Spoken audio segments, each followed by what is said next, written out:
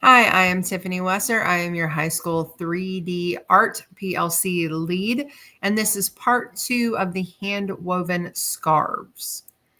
So in part 1, we looked at you using at least 3 yarns where you're tying it off onto your thumb, and then you're going behind each finger and around, locking it onto your fingers.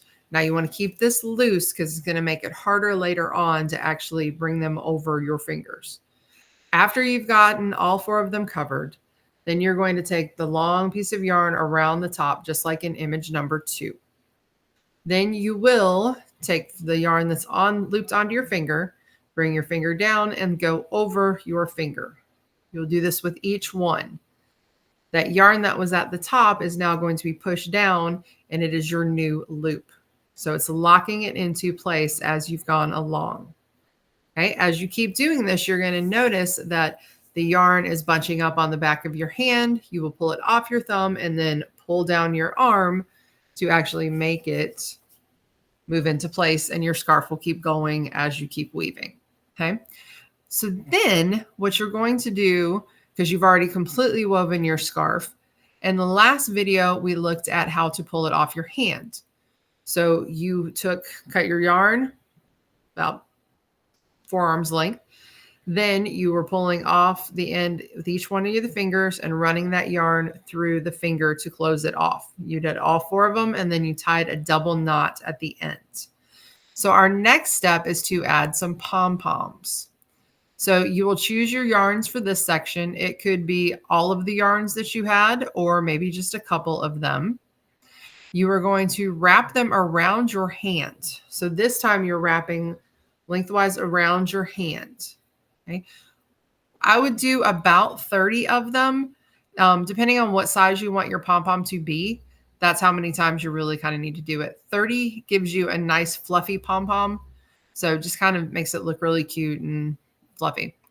Once you're done wrapping, you will pull that off of your hand. And then that tail of yarn that was on the scarf will go through the loop and around and then tied into a knot also. And that ties your palm on there. I would double knot this too. Okay. Once you've done that, then that bottom of the loop, because once it came off your hand, that whole section of yarn was into a loop. You will trim off the bottoms of those loops, and that will give you these cut frayed edges of your palms.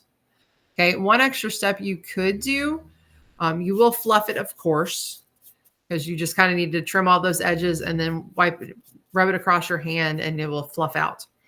But you could, about a third of the way down, just take one piece of yarn and wrap it around the top. So you have about this much on the top. It'll come down. It'll have that string, and then it'll bell out just to show the palm. Now that you're done with the scarf part, you have 2 options here. You could just cut this off and leave it and not have anything on the end. Or you could make a pom-pom with some of your string, some of your yarn. And if you wrap it around your hand,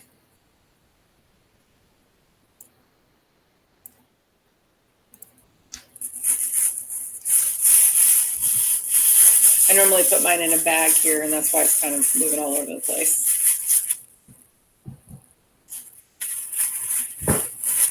We do it about 30 times. Okay, then you will cut that off.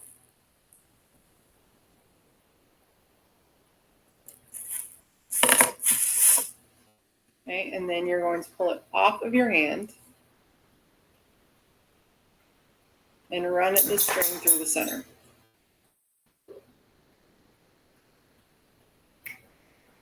Okay, run it back over the top, just kind of holding it in place, making a nice tight loop there. Okay, then you're going to take the end of your scarf and tie it on here. So run it through the center, pull through the other side.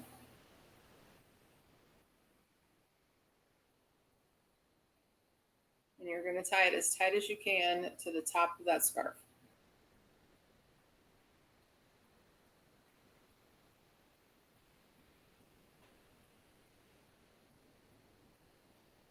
You can do a double knot if you want to.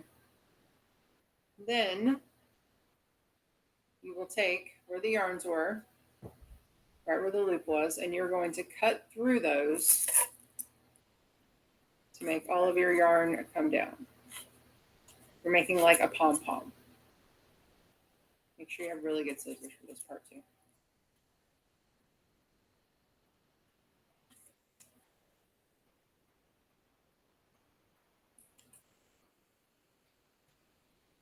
Make sure you get through all of them. You may need to move them out of your way if you need it. Getting through each section. It'll look a little messy at first. Then when you flip it over, just shake it out. And this is where you can trim and shape and get it to the length that you want it.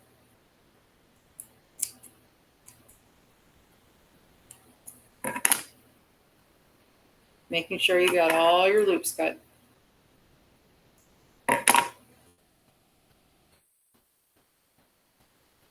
And then just trim off the excess.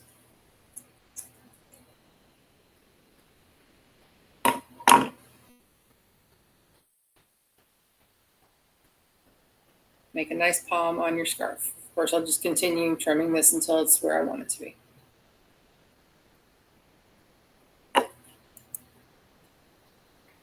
And here is just a sped up version of it. You're wrapping around the 30 times around your hand.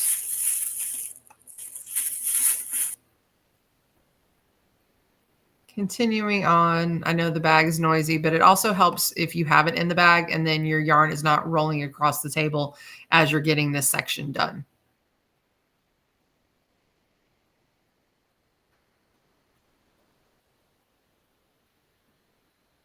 Just running those yarns straight through there, double knotting it through the middle of the loop.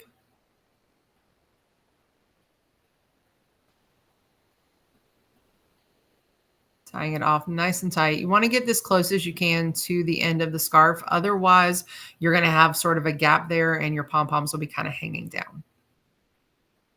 Then flip it over, go to the bottom, and you're going to cut through all of those loops.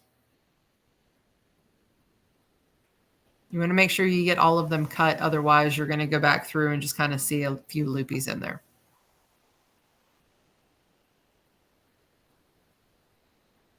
Now, as you can see, they're already spreading apart.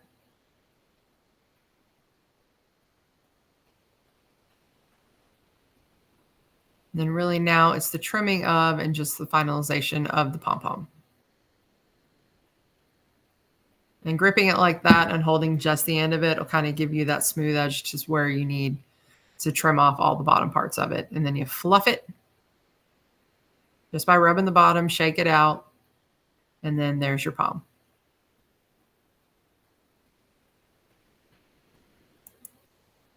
Okay, and here are a few more examples of the scarves.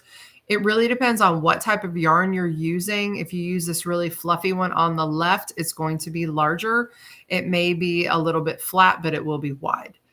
It just depends on the type of yarn you use, the mixture that you're going, and the color schemes that you want. If you find that your scarves are way too skinny, so like you've used some really thin yarns and it's really skinny, you could always make multiples of them and then just kind of sew them together. So you could go across the back and sew. Here's some tips for your finger weaving.